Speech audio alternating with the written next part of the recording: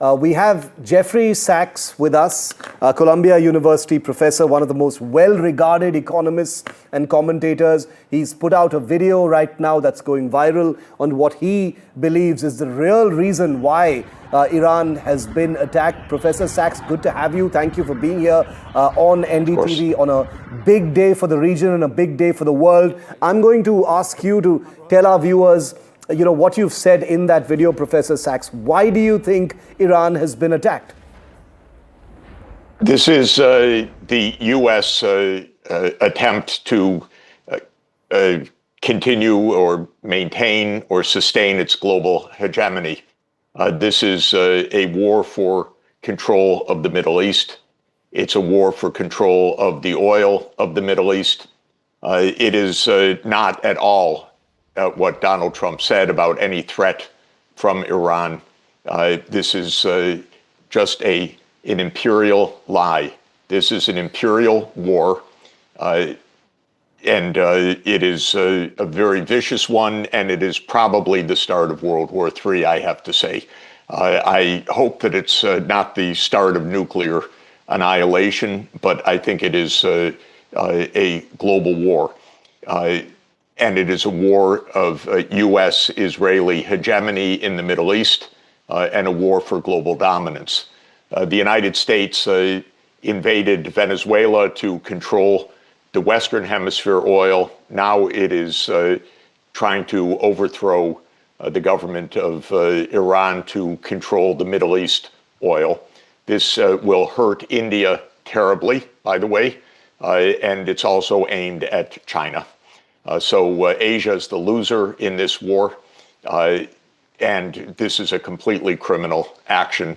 But whether anybody stands up and tells the truth about it that is fearful of the United States or Israel, I don't know. What do you think is going to happen next, Professor Sachs? As far as the escalation ladder is concerned, attacks have taken place on various cities in Iran. There have been retaliatory attacks on US bases in Bahrain, in Abu Dhabi, in Qatar, and a couple of other places. In the past, things have kind of ended at this point. Do you see them escalating onward from here? Well, of course, there is no path of de-escalation by the US and Israel. These are hegemonic actors. They have announced their goal. Their goal isn't to return Iran to the negotiating table. Iran was at the negotiating table. Their goal was not to prevent Iran from getting a nuclear weapon. It didn't have one, didn't want one, and had said so for the last 12 years. Donald Trump ripped up the agreement, the JCPOA, that put Iran under a rigorous monitoring regime. This is about global hegemony. And countries like India have to decide, are they independent countries? Do they sign up to US empire? This is what this is about. Israel, by the way, is the most violent country in the world, kilometer by kilometer, by far. But it also banks on having the United States behind it. And it's not just Trump. This is a long-standing CIA project that is underway right now. So this is a very, very dangerous occurrence. This has nothing to do with what is stated. This is about U.S. control over the Middle East, and the idea is U.S. control over the world. The idea is that India will fall into line, the Middle East will fall into line, Latin America has no choice, Europe is a vassal state. That's what this is about.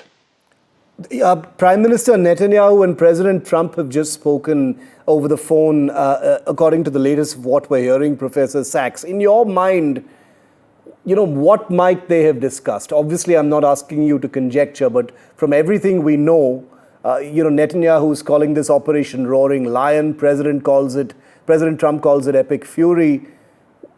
What do you think they talked about? Well, Trump takes his orders from Netanyahu. This is very simple. Netanyahu came last week and ordered the war, and the war goes on. The United States is actually not even the lead agent in this. The Zionist lobby in the United States is so powerful that it puts the United States repeatedly into these wars. The American public is absolutely against this. This is quite interesting. But the American public does not count for anything right now in our affairs because we do not have a constitutional country. We have basically a military state, and Trump is the figurehead of that military state. As far as the Al-Khamenei is concerned, Professor Sachs, do you see this playing out in the same template that it has before? His ceremonial home has been targeted. He is about to make a national address in a short while from now. The same boilerplate statements have been issued from Iran saying, there will be a crushing response, and you've seen these token attacks on different bases of the American military in the Middle East. Does Iran have the capacity to do something bigger in your view? I don't think that the U.S. has the capacity to overthrow the Iranian government in a day or a week or a month, as it believes that it does. If you look at almost all events like this, even overthrowing Bashar al-Assad or overthrowing Milosevic in 1999 or overthrowing Muammar Gaddafi in 2011, the United States does not usually have the means to do this in a day or a month.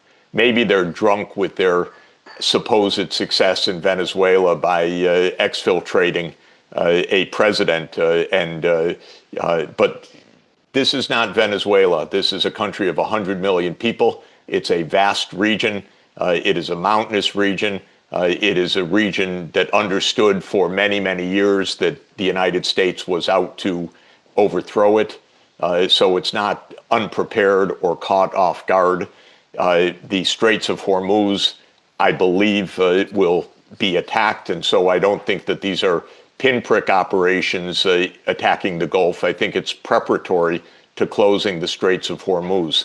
Now, all of this then depends on things that I don't properly understand in terms of the military dynamics of the next few weeks. But what I do understand is something about geopolitics. This is a brazen, illegal, vulgar overreach by the United States that I do not see how it can have a success, frankly. One success 73 years ago was when the CIA and MI6 overthrew the Iranian government and installed a police state. I don't see how that can happen in today's world. But that's the model of the United States, that they will soon install a police state. I doubt that this is at all realistic. Professor Sachs, Reuters reporting a piece of breaking news right now since you mentioned the Gulf of Hormuz. Reuters quoting the IRGC Navy that has announced that no vessels are any longer being allowed to cross and has closed the Strait of Hormuz to any traffic. This is huge. This is Reuters reporting this right now. What do you think the fallout of this immediately is going to be?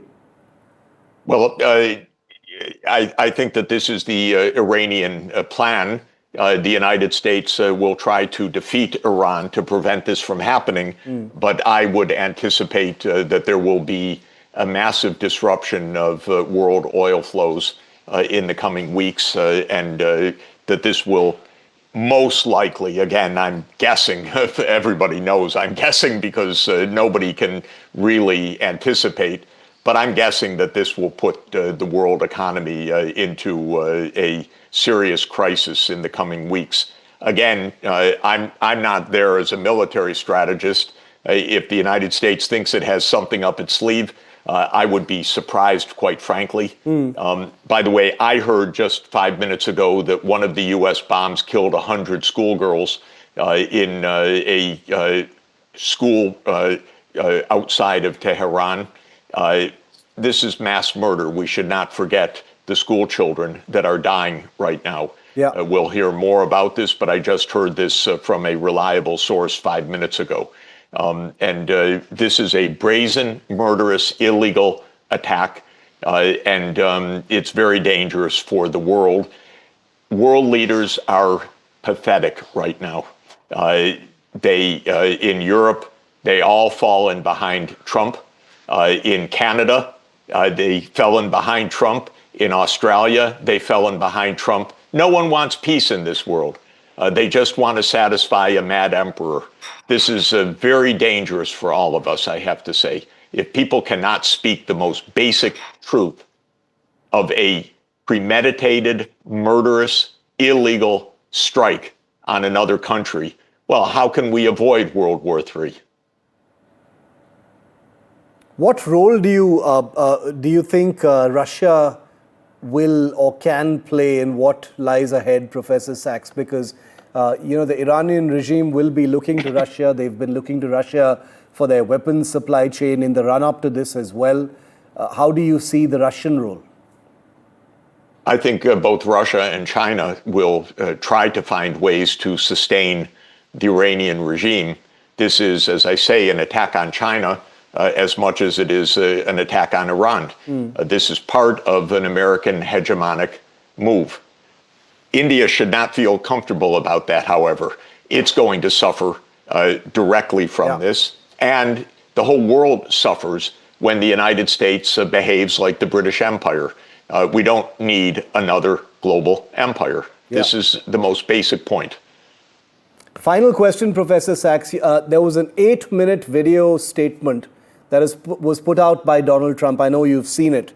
After these attacks began. What did you think of that? Because he was very clear, even if you accommodate all the hyperbole that you usually grant Trump and his brand of communication, he was very specific about his intended outcome being regime change and the people of Iran rising up and taking back what's theirs. Do you think he's painted himself into a corner, or does that not really matter in Trump's world? It doesn't matter, but he has painted all of us into the edge of a global precipice. He's a very mentally unstable person. He is delusional and he is a megalomaniac.